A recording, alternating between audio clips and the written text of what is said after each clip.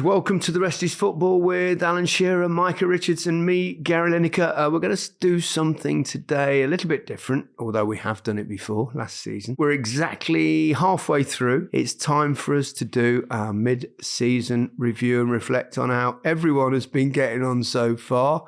I've been having nightmares about this. So we're going to do 2 or 3 minutes on every club, talk about where they are in the table, where we predicted them to be, and perhaps what they need to do going into the second half of the season. We're going to do all 20 Premier League clubs, so let's get cracking. And we start, you might think with Arsenal, but it's Bournemouth, of course, because it's AFC Bournemouth. Alan, you said mid-table. Micah, get yours out of the way earlier, Micah. Relegated. I said relegation battle, but will survive. And currently, of course, they're sitting 7th with 30 points, nowhere near a relegation struggle. But Alan's he's got a look of smirky grin on his face. You started and you went mid-table, and that's looking like. I've taken an early lead, guys. I've taken an early lead. You need to do your research on Bournemouth, which players they are, what they're getting, and who they're recruiting, and all of these things. Then you'd have a better idea of where they're going to finish. You could not name Bournemouth's back four, so don't even try it. Oh, it's fantastic. Micah, come on. I apologise. You know what it was? The whole thing with Gary O'Neill and then the new manager coming in. And I just thought at times, I didn't think they had the individual quality to get them through. You looked at their team sheet and you just thought, I'm not feeling it. I think also Solanke leaving, we all thought might possibly have a negative effect. Correct. Iraola has done an unbelievable job. Amazing job. Tactically, he's on it, knows exactly what he wants. We saw signs at the start, there was pressing high, but there was getting dominated in midfield, too many gaps. But yeah, I'll eat my humble pie. I'm sorry to the Bournemouth fans. Yeah, I would say looking ahead, I think Alan will definitely be right. I think be around mid-table somewhere. Ed Nielsen's been a really good signing. I like him. Kluivert's been excellent. You've got Huijsen at the back that they've brought in that we talked about the other day, and I think Semenyo's really good. I mean, they've got good players. I don't know why I even contemplated the fact they might be in a relegation battle now, but it's always easy in hindsight. Go on, Alan, what did you see in them? No, I just thought that with the players that they've got, I know that they'd lost Solanke, but I think with their recruitment, Huijsen was relatively unknown. I was there, as we said, a few weeks ago and was really impressed with him. We got Kirkez as well, left side. So they've got some really talented players, and yeah, that's why I thought in and around mid-table. I still think that's where they'll finish up, yeah. And they let Neto go. They let Neto go, didn't they? Who went to Arsenal, is obviously number 2 there. I thought he's a captain, a leader, you know, so... yeah, I got it wrong. Sorry, guys. Keep digging, Micah, keep digging. Let's move on to Arsenal. Alan, you had them as winning the title, especially you did say if they sign a top-class striker, which they haven't yet. Micah initially said champions, but then predicted City to win the title later on and then changed his mind, so ended up saying second. I said top 4 will finish second, not backing them to win again after backing them last season because they let me down a little bit. You start, Alan. Yeah, well, they didn't sign the striker that I wanted them to go and win it. That may cost them. Look, it's going to be very, very difficult because of how far Liverpool are ahead. But I wouldn't rule them out just yet. But yeah, they've got a lot of work to do to catch up to Liverpool. Micah, you were umming and ahhing, as you often do between these two teams, Arsenal and Manchester City. But what do you think? How are they progressing? No, I think I remember at the start of the season we talked about key players, didn't we? We talked about Haaland getting injured. That could be the difference. Or Rodri getting injured. I just think with Arsenal now, Saka being injured for, looks like, there's different reports. Some are saying a month. Some are saying 2 months. Some are saying a little bit longer than that. I think if Arsenal would have had a fit squad from start to finish, I'd agree with Alan. It's not over yet, but losing Saka, he's too much for this team. He's got too much responsibility. So, unfortunately, I think they're going to finish second. Yeah, I still think they'll finish second, which was what I actually predicted. I think Saka, if you have an operation, you don't come back in a month. Not a hamstring, no. Let's wish him a speedy recovery because he's such a wonderful footballer. So let's move on now to Aston Villa. They're actually ninth now. They've kind of had good runs and bad runs. I think they might have been suffering a little bit because of the fact they're playing in the Champions League this season, which has pushed them a little bit. Alan, you said Europe. I don't think they can match last season. Micah, Europe. You'll think they'll just miss out in the top four. And I said Europe as well, so they'll be good again.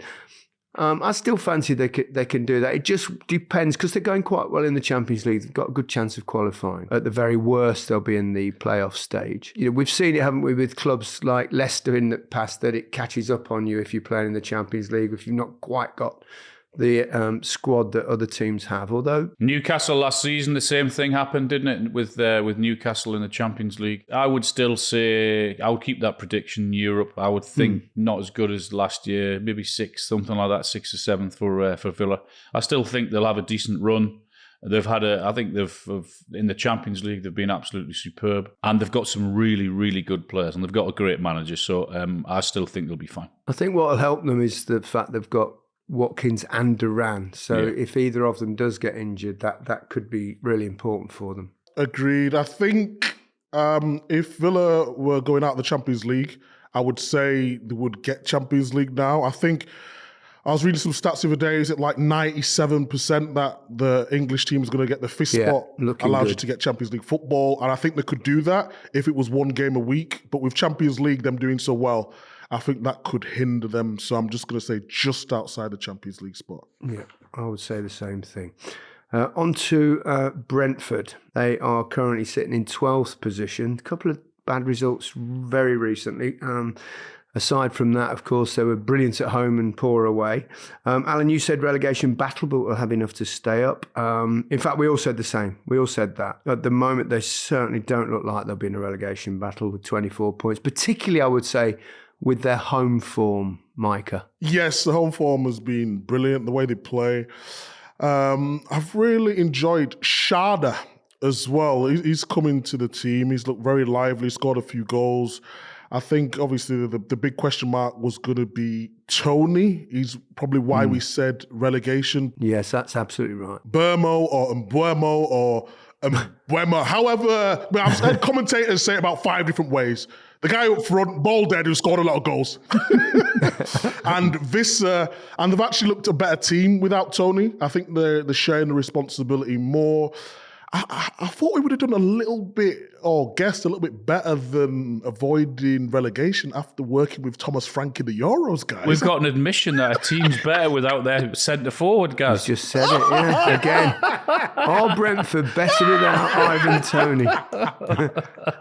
Correct, they are, yes. Just one little note here. We're recording this on New Year's Eve. Of course, Brentford play on New Year's Day. This is going out on Friday. They're playing Arsenal, so we don't know what that result will be. So if they do some kind of spectacular victory, then forgive us for not mentioning it.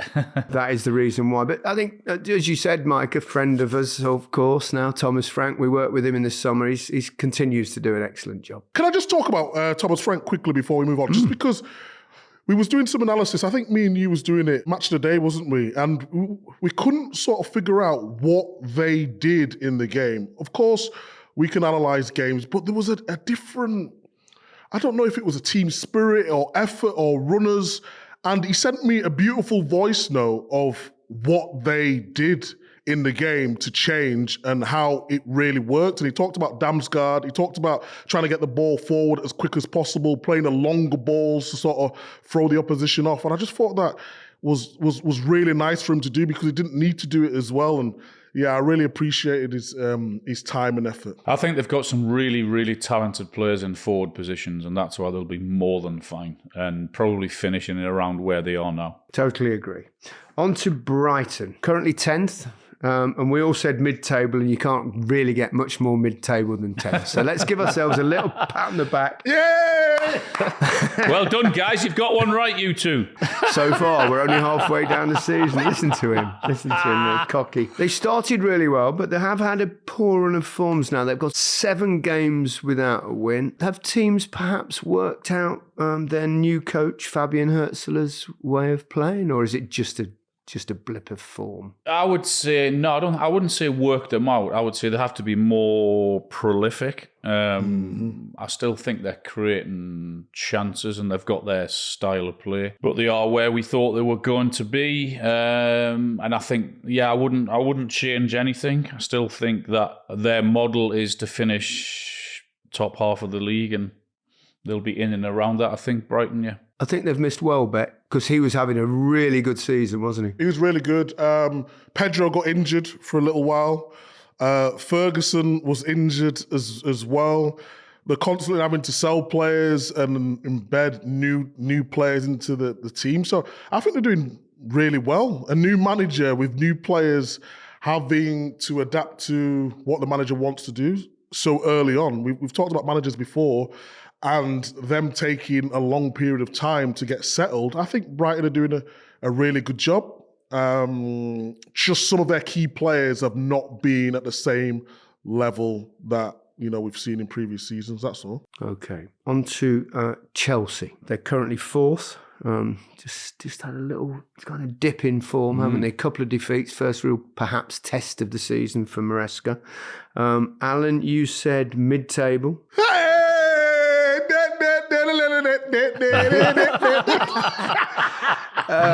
I said mid-table, they'll miss out on European football. Before you get too cocky, Micah, on the podcast a week or two ago, you said that Chelsea were going to make the Champions League. You said that's what you did in your predictions, right? And I went, I don't think you did. And you went, yes, I definitely did. He comes out with some shit, doesn't he? But he did say Europe. They've better squad than last year. Hold on. What defines Europe? 5th, 6th, 7th. Well, hold on. 5th gets you Champions League. You never mentioned in your prediction that they'd be in the Champions League. I think if we'd have been doing this little review probably a week ago, 10 days ago, we'd have, all looked fairly foolish. But they have had a dip, obviously, and losing to Ipswich as well was something of a surprise. I still think they're ahead of the curve, I would say, that most of us would probably have predicted we certainly didn't predict them to be in the top 4. If I remember rightly, I said I could say they could finish anything between 10th and 7th. I don't know, but I still think there's a lot of work to do there. But I think they can be, if they were to finish 4th or 5th, I think that would again be a really good achievement for them. And they've played some really good stuff. 3 results. I think they went to Everton as well, didn't they? Got a goalless draw there, and the last 2 results have been defeats. So it's their first little test, I guess. So you've played some really good football, and for the vast majority of it, I think they can be really pleased with the way it's gone. Yeah, they did. It started really well with Pochettino, Alan, and then Maresca's took them on to a new level. I think Maresca's talked about defensively is why he thought they couldn't challenge for the title, and the last couple of games have conceded a few sloppy goals. So but I think Chelsea have been brilliant, better than we all could have expected. Crystal Palace, we all said the same thing really. You said relegation battle, Alan. You said relegation battle too, Mike. I said relegation battle, but avoiding relegation. They're currently sitting above the relegation zone, so another pretty accurate prediction. Tough start, really tough start. But results are improving, and I think we're seeing a bit more of the Crystal Palace that we saw at the end of the last season when he took over. Yeah, I think we have to be a little bit delicate with Palace because Mateta, who I watched in the Olympics, he's not had a proper pre-season under his belt. They brought in Nketiah and they sort of played him as a number 9, then dropped him and he was sort of playing at a wide position at times. Obviously losing Elise. There's loads of different variants of why they wouldn't perform at the level they did towards the end of last season. That's only normal. Defensively, they brought in some new players. Lacroix being very good. Chalobah coming late doors from Chelsea. And Guéhi was supposed to go to Newcastle. So all these problems, you can see why they had problems on the pitch. But I think Glasner's managed to just navigate his way out of that. And they're looking a lot better. Eze's looking a little bit better in the last couple of weeks as well. So just what I expected, really. Yeah, I think they've done well sticking by him because he was under pressure, wasn't he, at the beginning of the season? And I still think that'll be in and around where they finish. They'll have far too much, I think, to be relegated because of the players in forward positions that they've got. I wouldn't change my mind on Palace. Would you? No, not at all. I think they'll be absolutely fine. On to Everton, another side that we thought would be struggling against relegation. They're currently 16th. You said similar to last season. Micah, you said relegation battle. Why don't they just go and buy a top striker? It's not that easy, Micah. There are not many around. I said relegation battle will struggle, but they won't go down basically because of Deitch, who, he does what needs to be, and he's turned out a few performances, particularly in recent weeks, goalless draws mostly against the top opposition. I think their problem is often against teams that are perhaps in down the lower end of the table when they have to attack a little bit and leave themselves open at the back. But I wouldn't change my mind at all. Just can't score goals, can they? And that is a problem. the massive problem for them. I mean, clean sheets and defensively, yeah, but in forward areas, they probably just don't get into forward areas enough, and when they do, they're not scoring enough goals. And because of Sean Dyche, they'll stay up, and they've now got new owners, and that's their aim. That has been their aim for a while now. I mean, the owners that they had wasted an absolute fortune, haven't they? So I think where Everton are now, they need to stay up to get into the new stadium, and hopefully for them and for their supporters, if or when they stay up at the end of this season, then they might be able to spend a few quid. And my guess is, and like many others, is that there will be a change if Sean can keep them up, and then they'll go on to do something different next season. Did you see, just quickly before we move on, Neil Maupay's tweet? Just have a scan. I don't go on Twitter. I'm not on Twitter anymore, or X as they call it. But some of his tweets he's the biggest shithouse in football, but he's actually really funny as well. And not just the one he said about, he said, whenever I'm having a bad day, he just looks at the Everton result. How does he do it? I've got it here, Micah, in front of me. It says, whenever I'm having a bad day, so I just check the Everton score and smile. Isn't he still on loan? I think he is. I thought he is still on loan, isn't he? Yeah, he's on loan. Oh my goodness! How can he be doing that? It's so disrespectful. But for him to have the balls to do it, I quite admire it. Also, Well, he's not exactly Messi or Ronaldo, is he? Anyway, we mustn't dwell too long on that. I think we'll all probably stick with our opinions on that one. On to Fulham. Alan, mid-table, just below mid-table. Micah, mid-table, top half of the table.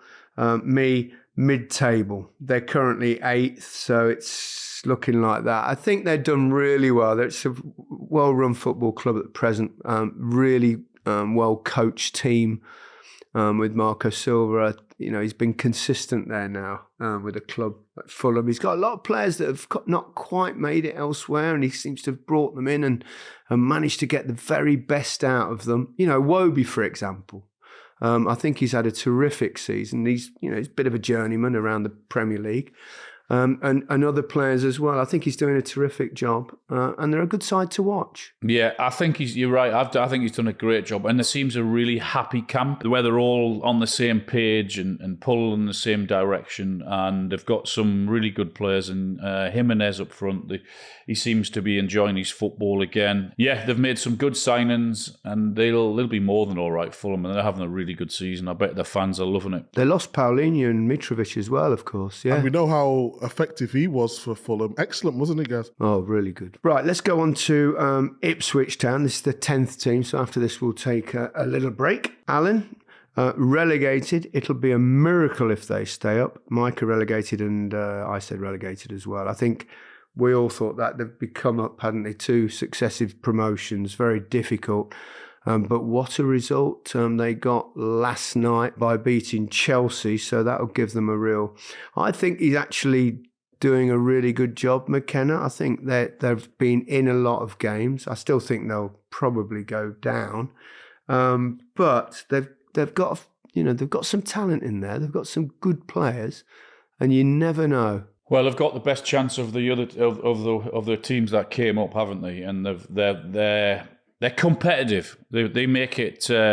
Yes, they've had a couple of really heavy defeats, but I think in the main they've been competitive. And if they can keep that up, if they can add 1 or 2 in the transfer window, which will give them a better chance, then yeah, it's still going to be really tough for them. But at least they're being competitive. Any key players that have stood out for you? Delap. Yeah, I like Delap a lot. I think he's got a big future, Delap. Yeah. He's got something about him. I think we all think that. I think Hutchinson's done well, really good at times. Left back, Leif Davis as well. Yeah, although Ashley Williams was quite critical of one of his performances in a recent analysis. But I think that was more a tactical thing of how the manager shaped up for that particular game. Correct. And he's young, he's in a new league, and it's difficult. He can't always, but he's got potential for sure. I might argue with you, Alan, about the best chance of the 3 promoted teams staying up, but we'll come to Leicester after the break. Back in a minute. Welcome back to the Rest is Football half-season review with Alan Shearer, Micah Richards and me, Gary Lineker. Here we go. My team, Leicester City. Alan, you said relegated, even if they don't get points deduction. Lovely guy. Micah said relegated if they get a points deduction. I said relegation battle, but they're going to stay up. Well... A week ago, I probably would have said, yeah, I think we're going to go. I've seen a little bit of something in the team, particularly in the last game against Manchester City. El Canouse has come in and played really well. Buonanotti's been a good loan. And I think there's goals in the team, but they'll need goals because they struggle at the back. If they could just add a central defender in the transfer window, I think Leicester will have a real chance of staying up. Whether they can do that or not, I don't know, but they do need that. We need a Hermanson back fit again. So I'm going to stick. I'm not ever going to obviously say Leicester are going to go down because it's too depressing. But how long's the keeper out for? I don't think it's much. I think it's just a groin injury, so hopefully he'll be back soon. I don't know to the extent of his injury, but he's a good goalkeeper.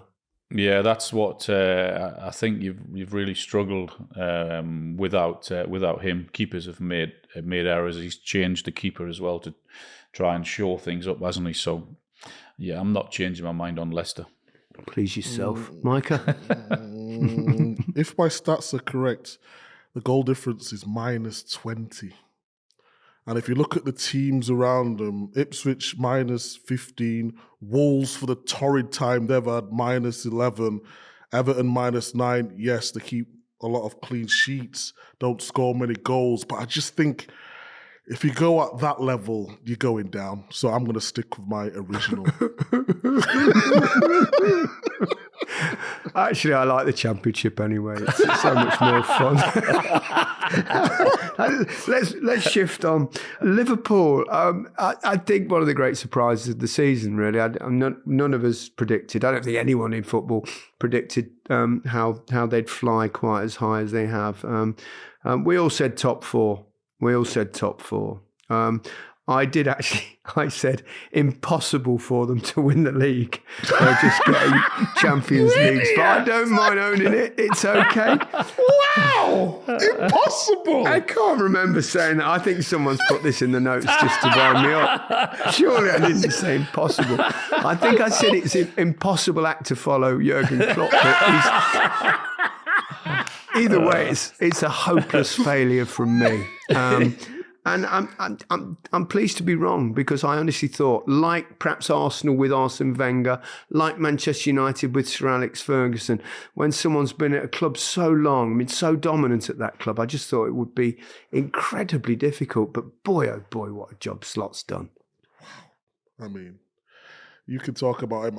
I've talked about him so much. I just think he's world class. And I've talked mainly about how he's dealt with situations. You've got your 3 star players with 6 months left on their contracts, and it's not affected them one bit. Do you think that'll change going forward? You know, as it gets closer and closer, do you think mentally there's a tiny bit of you thinks, goodness me, if I were to get injured here? I mean, that's obviously.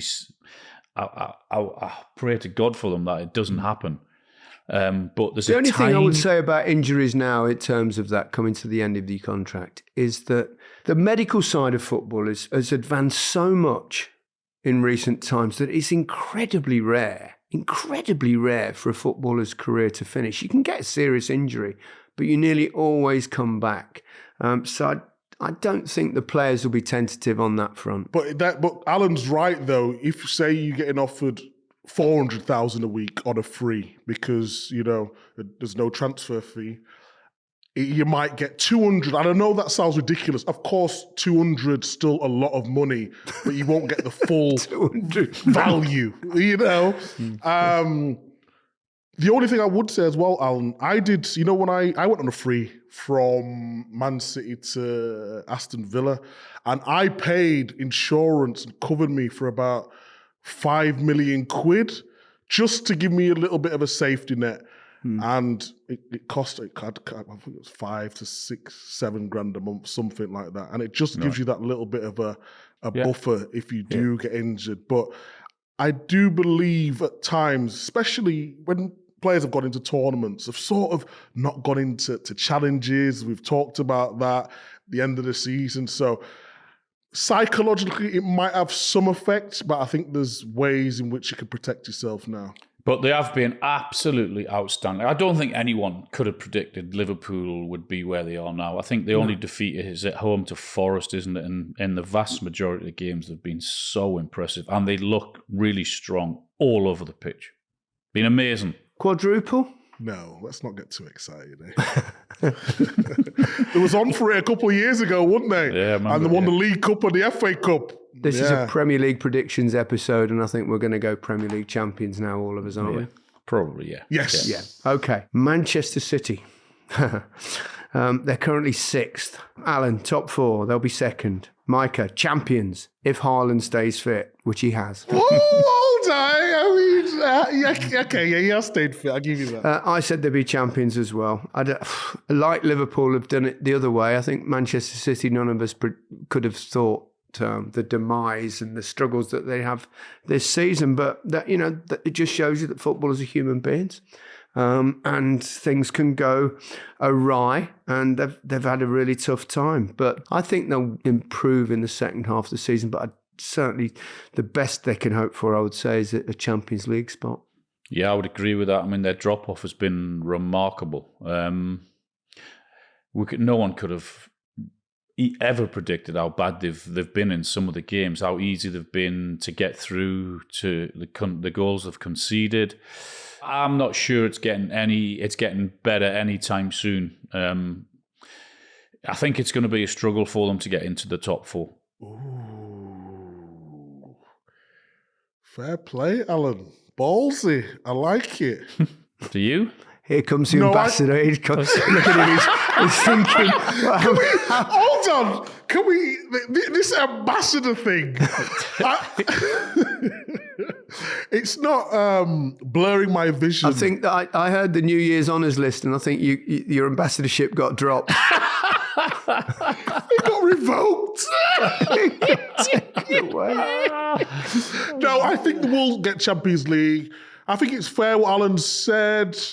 I think we all expected a drop-off from Man City because you can't dominate every game. We just didn't expect this level of drop-off.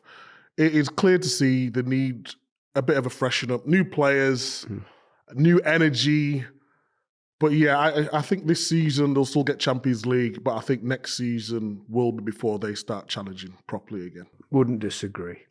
On to the other side in Manchester United, currently 14th. Listen to this, 1-6, drawn 4, lost 9, 22 points. Alan said, Europe, they'll definitely improve on 8th last season. They'll just miss out on the Champions League. Micah, 4th, was impressed with them in the Community Shield. That seems a long time ago. Yeah. I said, Europe, they'll miss out on the Champions League unless Ten Hag moves away from his counter-attacking style. Well, it's not quite gone according to plan for Manchester United this season. At the moment, Amorim's record's worse than Ten Hag. We saw them play, again, this is on Tuesday, we saw them play last night against your Newcastle side, Alan, and the first half an hour was quite embarrassing, actually. Yeah. Seems odd that you played just 2 in midfield and 2 players, Casemiro and Eriksen, who've been brilliant in their time, but clearly haven't got the energy or the pace to play in that particular way. They're struggling big time, aren't they? How long does he go on persisting with his system? Because clearly his players, the players he has got in that squad, can't play the way he wants them to play. How long does he persist with it? As long as he can. I don't think he changes his ways whatsoever, because then he's admitted defeat.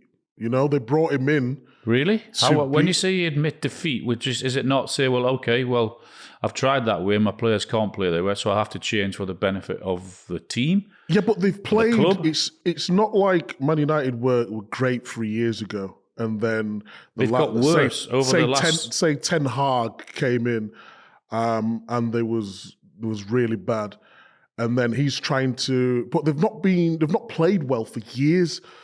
And have tried every formation possible. So if you're a manager, you're not going to then doubt yourself and go into a different system, a system that you don't know.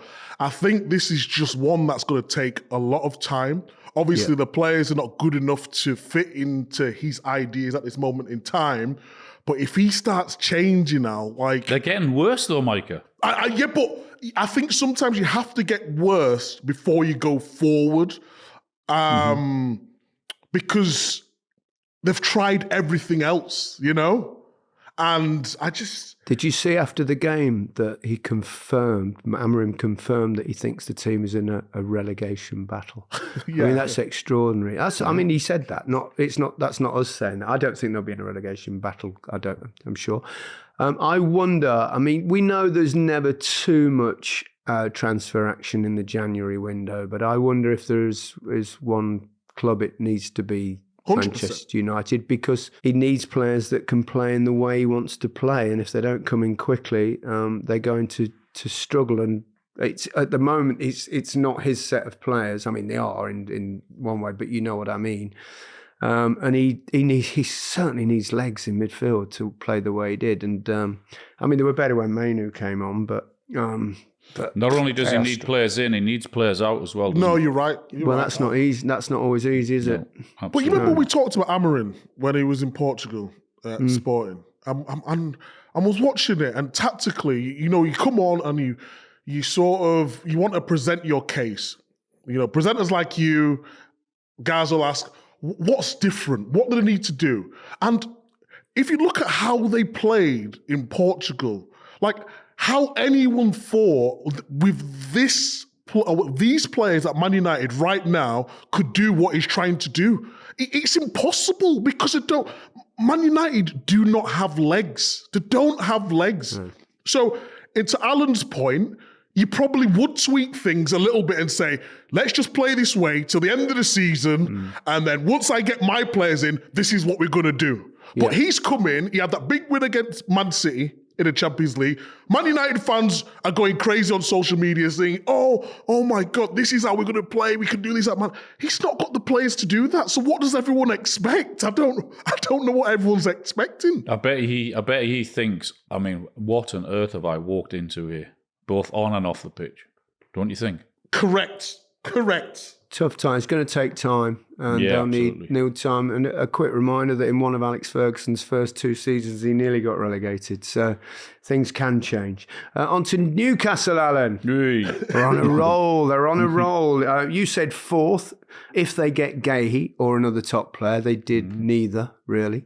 Micah, you said Europe, fifth or sixth, and I said Europe too. So... well, what's that now? 5 wins on the bounce, Alan? It's amazing, isn't it? A month ago, they were sat in 12th, I think. And I'm thinking the inconsistency of them was pretty They're alarming. currently fifth, of course. Yeah, they've won the last 4 or 5 games, not conceded, looked a completely different team. And yeah, let's hope they can keep it going. They've got a real opportunity to have a great season. In terms of winning a trophy, they've got a really good opportunity of again finishing in 4th or 5th. So, if that were to happen, wow, they've got a real live chance of that happening. So, things are looking really good for them. Quick shout to Lewis Hall, because we were texting last night on the group WhatsApp. I think he could be the answer to the left back question that England have had for some time. Really like him, man. Talented, Really really like good. He's very good defensively, and of course going forward as well. It was him that put the ball in, I think, if I'm correct, for Isak. So he's got a real chance of claiming that left back spot for England. Definitely. Honourable mention for Big Dan Burn. Alan? He's having a good season, man. I like him better in the centre of defence than I do as a fullback. It's tough for him with that size at fullback, isn't it? Exactly. They've got the balance, I think, a bit more protection in midfield as well. They've got that balance right in midfield, and they're looking a really talented team at the minute. Alan summed it up perfectly well. I said 5th, 6th, so I think 5th, but Champions League football for Newcastle. Okay, we've come to Nottingham Forest. Let's skip that one. Let's go on to Southampton. We'll let you go first on this one, Gaz. Well, Come it's on. not exactly brilliant for any of us, but okay. Alan, relegation battle. They'll have enough. Just. Micah, relegation battle similar to last season. Gary. They'll finish in the top 5. Oh no, relegated. It might be them or Leicester. Oh my goodness me. Well, I've owned this for a few weeks now, and it's great to see. Actually, it's been refreshing to see a side and a club like Forest challenge really near the top. They're currently second, of course. Won 11 games this season, 37 points. Is that you, Micah, playing that?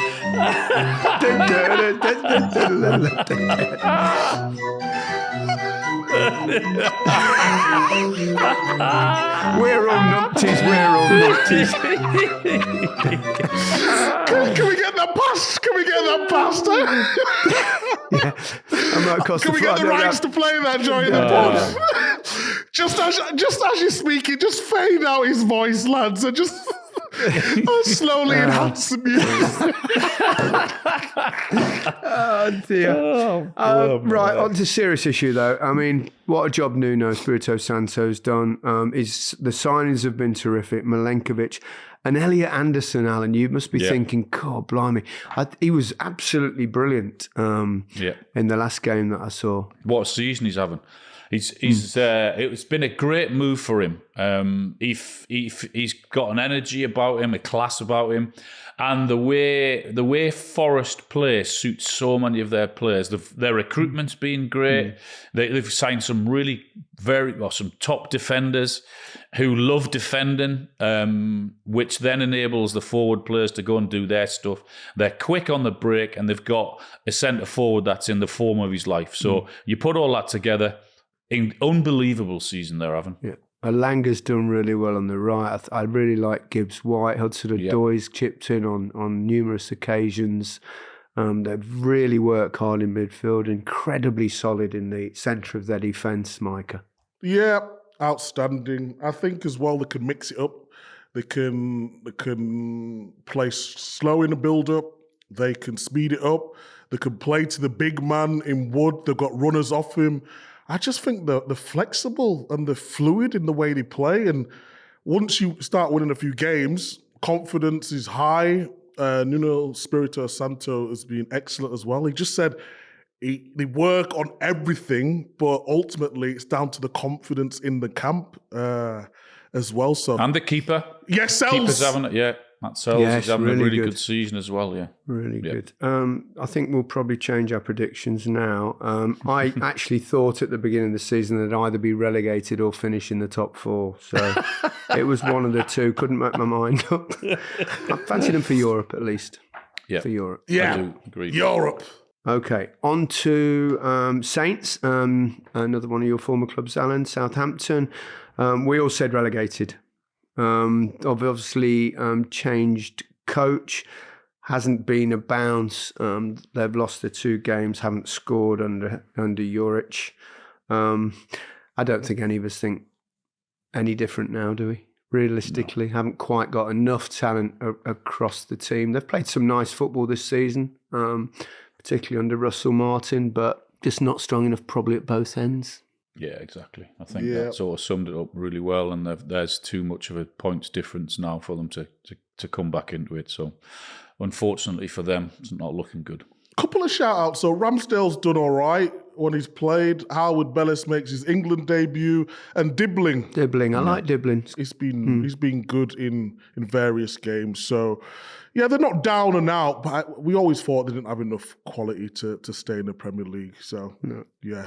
They've only got 6 points, and that's never going to be anywhere near enough, obviously. On to Tottenham Hotspur. We all said the same thing, really, here.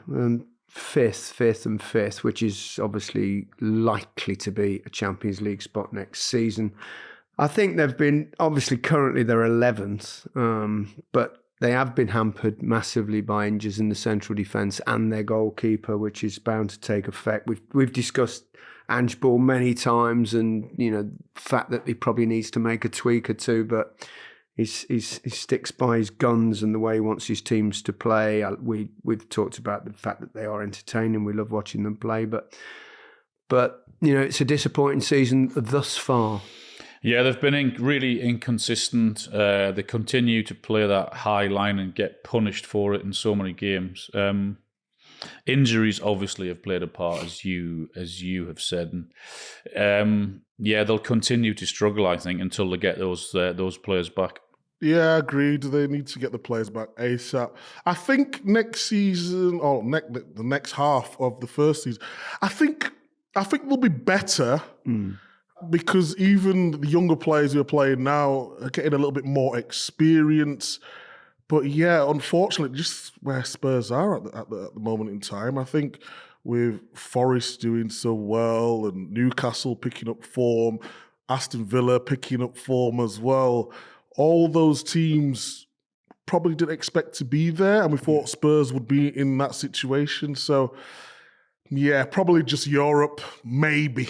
I still think they'll make Europe as long as they can get 1 or 2 players back. And you only need, if you put, it's like Newcastle, if you put 4 wins together, you'd really jump at the moment because it's quite tight, isn't it? Yeah. That pack behind the top 4. And let's move on now to West Ham. They're currently 13th on 23 points. We all said mid-table, and I suppose 13th is just about mid-table. They've been a bit up and down. Sometimes they've been fairly awful. On other occasions, they've done well. Thoughts on their first half of the season? Not much different, really, I suppose. No, there's no difference. The whole thing, wasn't it, when David Moyes was moved on, that they said they wanted a more possibly expansive football. I don't necessarily think we've seen that. But I think they'll be okay, West Ham. I don't think they'll be anywhere near a relegation fight. Yeah, I think they'll finish in and around where they are. I don't think there's nothing significant improvement. Not sure the football's any better. No, pretty flat, I think, at West Ham, and I think the fans would probably say that too. It's not been great at all, has it? No, not really. We've not seen the best of Fulkrug, have we? No, Bowen's been the one that they can sort of pin their hopes on, but that's been the same for a while now. But no, I don't see them getting any better, to be honest, West Ham. No, I think Bowen came off injured in the last game as well, so hopefully that's nothing serious, because they really do not want to lose him. As obviously with the awful crash that Antonio had as well, Mikel Antonio, and hopefully he's progressing. So, yeah, Micah? I just don't understand what West Ham are. You know, under Moisey, they were going to be hard to beat. They've got some quality players, maybe on the transition. But if you sign someone like Fulkrug, admittedly he was injured for parts of the season. But when you've got the likes of Kudus or Bowen, who like to play that right-hand side, who like to come in and cut on the left foot and shoot, at times, like, if you're going to buy Fulkrug, buy wingers who want to cross the ball, and then you got Paquetá who wants to drop into a number 10. I just feel like there's something missing between the midfield and the attack. And then spent a few quid as well, didn't they? That's what I mean. There's something not right. And then they bring in Kilman, who's really good on the ball, was really good at Wolves, but then him and Mavropanos not really working together. And then you bring in Wan-Bissaka, then one day it's 4 at the back, then you want to play Emerson and Wan-Bissaka's wing. I just don't know what they are. I think they're getting results because they've got good quality players. And I think the manager needs to find out what works for them best going forward. Yeah.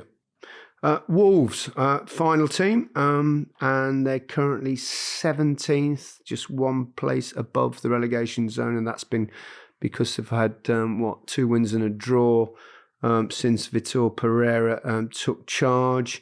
Alan, you said relegation battle, but they'll have enough to stay up. Micah, mid-table. I said relegation battle. So I think, it's definitely a relegation battle. It's whether the bounce can continue under the new manager. I think Cunha limped off, didn't he, in the last game, which would be a huge loss. Well, he's got a 2-game ban as well, hasn't he? Got the huge fine and the 2-game ban, so he's going to be out for the next couple of games. I would stick to my opinion on that. They'll have enough. Just I think this season they had the bounce, and I think. I don't think. Well, it's not all well there, but I do think they'll have enough for this to see off relegation. Yeah, I still think mid-table. I think the bounce. Really? I think that the players that they have, new manager. I really enjoy watching them from midfield to attack to Strand Larson up front. I think they've got Wang back now. Yes, Cunha is a big part of what they do. But I just enjoy watching them play. I think they've got all the in the last 3 games, you mean? Sorry? You enjoy watching them play in the last 3 games? I just enjoy watching. You know what? Okay, so they were pretty hopeless up until then.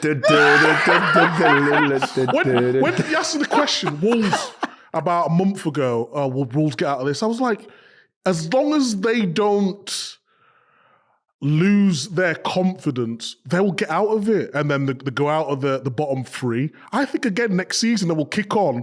Well, not next season, second half of the season. I keep saying next season. I think they can get points easily because I think they've got good players. Well, I think they've got good players, but I think it's going to be a battle for them right to the end of the season. But we'll wait and see. Well, that's it. Overall, we weren't too bad with a couple of obvious exceptions. But that's it for today's episode of The Rest is Football. Safe to say we've had some decent predictions and maybe a few stinkers. But that's the life of a football pundit. The one thing about football and punditry and predictions is it will make you look a fool on occasions. But we'll be back on Monday to review all the best action from the weekend, including the likes of Spurs against Newcastle and Liverpool, Manchester United. I fear the worst for Man United going to Anfield. Have a great weekend, everyone. Well, hold on. Before you go, Alan said in the last couple of weeks, the last 3 results have won 2 and drawn 1. In the last couple of weeks? Yeah. Yeah. That's what he's on about. What did I say? What did I say? You said you really enjoy watching them play. I said, what, in the last 3 games, you mean? Okay, yes. I see now. I was thinking, have I said something wrong then? The Wolves have been good recently. Have a great weekend, everyone. Goodbye from me. Hold on. Hold on. Goodbye from me, everyone. Have a good weekend. Micah, do you want to say goodbye or do you want to keep dwindling on this? Not yet. Oh,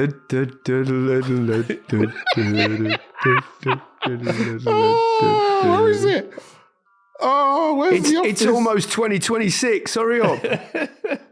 Oh, this is my phone. I need to get it on the speakers. Oh, here we go. Here we go.